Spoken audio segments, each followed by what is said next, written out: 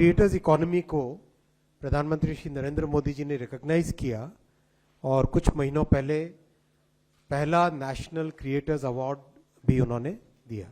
इस rich tradition को, इस रिच कल्चरल हेरिटेज को दिखाने का एक बहुत अच्छा मीडियम बना ये नई क्रिएटर्स इकोनॉमी। एक वर्ल्ड क्लास यूनिवर्सिटी बने क्रिएटर्स के मीडिया एंटरटेनमेंट के लिए, और एक वर्ल्ड क्लास इंफ्रास्ट्रक्चर बन पाए, देश में कई जगह बने, एक मेजर बड़ा सोर्स हो और उससे जुड़े हुए कई अलग अलग जगह हो देश में, कि अगर ढंग से इस प्रोग्राम को आगे ले जाया जाए तो बड़े आराम से 2 से 3 लाख के आसपास नया एम्प्लॉयमेंट क्रिएट हो सकता है। इसीलिए ये भी सोचा जा रहा है कि क्या उसको और भी बड़े स्केल पे किया जाए, और भी बड़े स्केल पे करने के लिए किस तरह का इंफ्रास्ट्रक्चर चाहिएगा, वो भी अभी ऑलरेडी डिस्कशन में है। जैसे जैसे टेक्नोलॉजी चेंज होती गई है, वैसे मीडिया और एंटरटेनमेंट की दुनिया में एक बहुत बड़ा बदलाव आया है, और ये बदलाव हाल ही के समय में इतना एक्सेलरेट हुआ है कि एक टोटली नई क्रिएटर्स इकोनॉमी क्रिएट हुई है।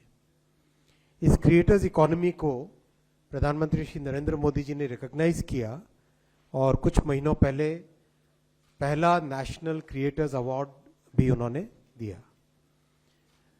इस इकोनॉमी में बहुत ही बड़ा एक पोटेंशियल है।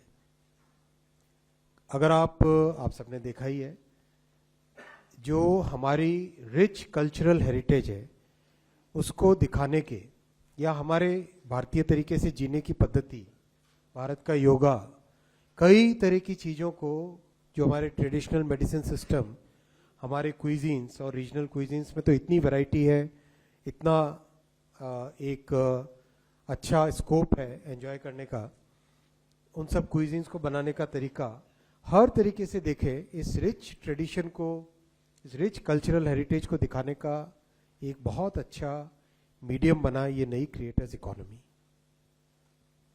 इस क्रिएटर्स इकोनॉमी को भारत सरकार एनकरेज करती है और इसमें कई नए माध्यम भी निकल रहे हैं। हमें अब ये देखने की ज़रूरत है कि इस इकोनॉमी के लिए, क्रिएटर्स वर्ल्ड के लिए, जो टैलेंट डेवलपमेंट या जो बेसिक इंफ्रास्ट्रक्चर चाहिए वो कैसे डेवलप करें। हम लोग बहुत सीरियसली इस पे काम कर रहे हैं कि एक वर्ल्ड क्लास यूनिवर्सिटी बने क्रिएटर्स के मीडिया एंटरटेनमेंट के लिए, और एक वर्ल्ड क्लास इंफ्रास्ट्रक्चर बन पाए, देश में कई जगह बने, एक मेजर बड़ा सोर्स हो और उससे जुड़े हुए कई अलग अलग जगह हो देश में। वैसा थिंकिंग अभी डेवलप हो रहा है, और उससे आशा है कि जो भारत की कई बड़ी स्ट्रेंथ्स में से एक बड़ी स्ट्रेंथ है फिल्म मेकिंग। तो फिल्म मेकिंग का जो आज का दौर है, उस दौर में एक मजबूत तरीके से, एक अच्छे तरीके से टेक्नोलॉजी का उपयोग करके, आज के जो लेटेस्ट टूल्स एंड जो मेथड्स अवेलेबल है उन सब का उपयोग करके अच्छा एम्प्लॉयमेंट जनरेशन इससे हो सकता है। हम लोगों ने कभी इंटरनल कई मीटिंग्स हुई हैं, उसमें अच्छे एस्टिमेट किए हैं कि अगर ढंग से इस प्रोग्राम को आगे ले जाया जाए तो बड़े आराम से 2 से 3 लाख के आसपास नया एम्प्लॉयमेंट क्रिएट हो सकता है। इन सब पोटेंशियल्स को, इन सब अपॉर्चुनिटीज़ को, इन सब पॉजिटिव्स को देखते हुए ये वेव्स का हिस्सा बना है। हमें साथ ही साथ ये भी देखना पड़ेगा कि हम ऐसा कुछ भी न करें जिससे कि हमारी सोसाइटी को कोई नुकसान हो, और विशेषकर वो चीज़ें जो एडिक्टिव होती है उनसे हमें अपने आप को बचाना भी चाहिए। और इसमें न केवल सरकार बल्कि इंडस्ट्री, सोसाइटी, सभी की जिम्मेदारी बराबर की है। तो हम सबको मिलके इस जिम्मेदारी को भी निभाना चाहिए, ऐसा मेरा आप सबसे निवेदन है।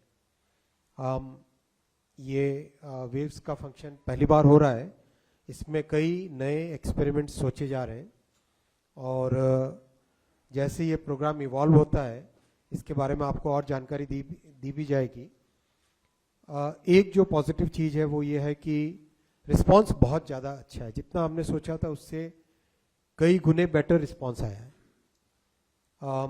इसीलिए ये भी सोचा जा रहा है कि क्या उसको और भी बड़े स्केल पे किया जाए, और भी बड़े स्केल पे करने के लिए किस तरह का इंफ्रास्ट्रक्चर चाहिएगा, वो भी अभी ऑलरेडी डिस्कशन में है। तो मुझे लगता है कि आने वाले समय में वेव्स अपने आप में एक भारत की जो मीडिया एंड एंटरटेनमेंट वर्ल्ड है उसका जो टेक्नोलॉजी वाला पोर्शन है, उसका जो क्रिएशन वाला पोर्शन है, उसका जो इनपुट वाला पोर्शन है, उसमें वेव्स एक बहुत बड़ा फिनोमिनन बन के निकलेगा। और उसमें जो ये 25 चैलेंजेस है, वो चैलेंजेस एक उसका एक इम्पॉर्टेंट हिस्सा बन के रहेंगे। और आगे भी और भी कुछ नए आइडियाज अगर आपके पास भी आए तो जरूर शेयर कीजिए। ओपन माइंडेड गवर्नमेंट है। न्यूज नेशन अब व्हाट्सएप पर खबरों के ताजा अपडेट के लिए न्यूज नेशन के इस क्यूआर कोड को स्कैन करें।